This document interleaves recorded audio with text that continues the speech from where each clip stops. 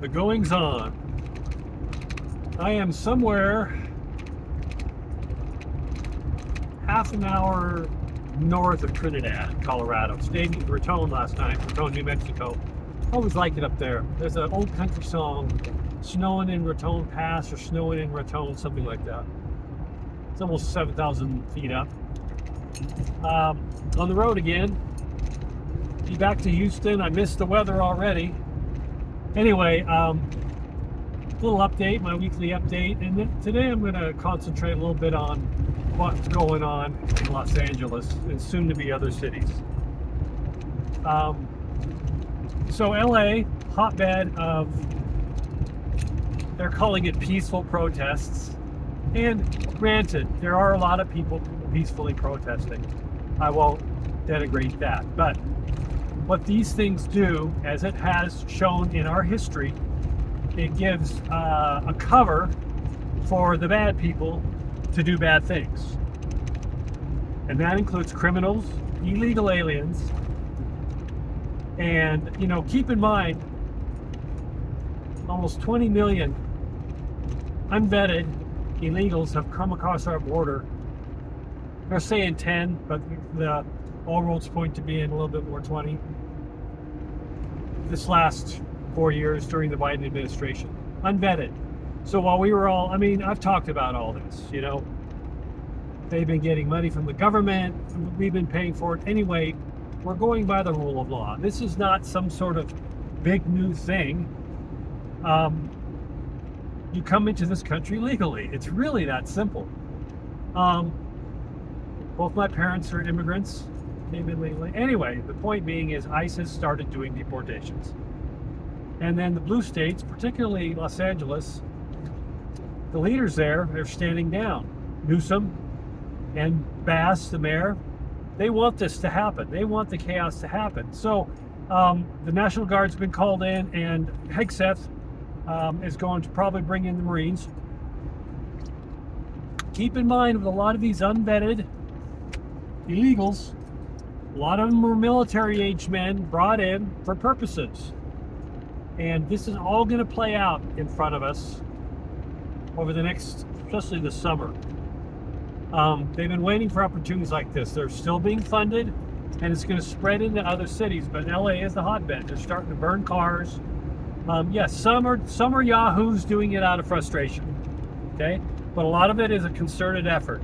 They're going after the police, and it's going to accelerate.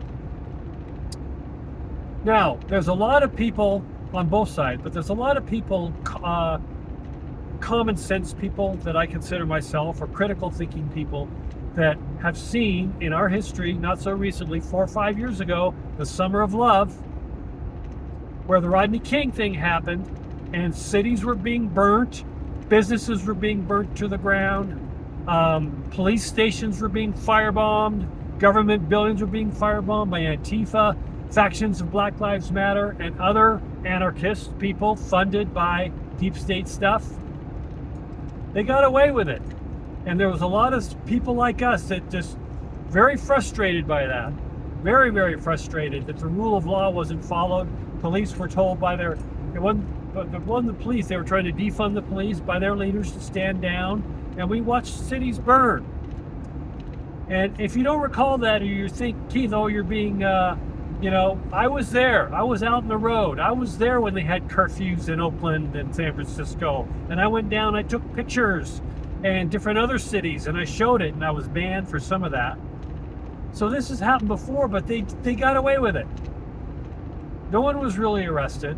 And that frustrated a lot of people like us who try to live by the rule of law and want to see the rule of law. This time, there's going to be consequences. And they're already starting to be, but there's going to be big consequences. So these people committing the violence, and if you remember 5 years ago, the Summer of Love, that CNN's famous caption, mostly peaceful protests, and this reporters gaslighting the audience as everything's on fire behind them. This is happening again, but this time there's going to be consequences. This time they're going to be in for big surprises. I'm not somebody who likes to see violence. As a matter of fact, I've drifted away from violence in my older life, but there still has to be rule of law and people held accountable for this sort of destruction. No matter what they believe in. If they're outraged about the illegals being deported because they're illegal by the rule of law, by the mandate set down by the voters for President Trump, then there's other ways to do it. You know, you get involved in the community, you peacefully protest. But these ones that are committing violence and for the sake of violence, and it's going to escalate, they're the ones that are in for some big surprise ahead. And the majority of us, people like myself, are tired of seeing this happen and people get away with it. So watch how it unfolds. And learn your history. Don't just keep following the latest squirrel. You know, if you hate Trump, good. If you if you've got serious hate Trump syndrome, fine. Just quit following the squirrel that the mainstream media keeps having you follow. Remember the history of things, our recent history. Remember how things unfolded. Don't just let that stuff go. Don't let that stuff get away. Remember. So you'll understand why things are happening, really, why they're happening now. It's going to be a really insane summer. Okay? Anyway, I'm off on the road again. I'll talk to you soon.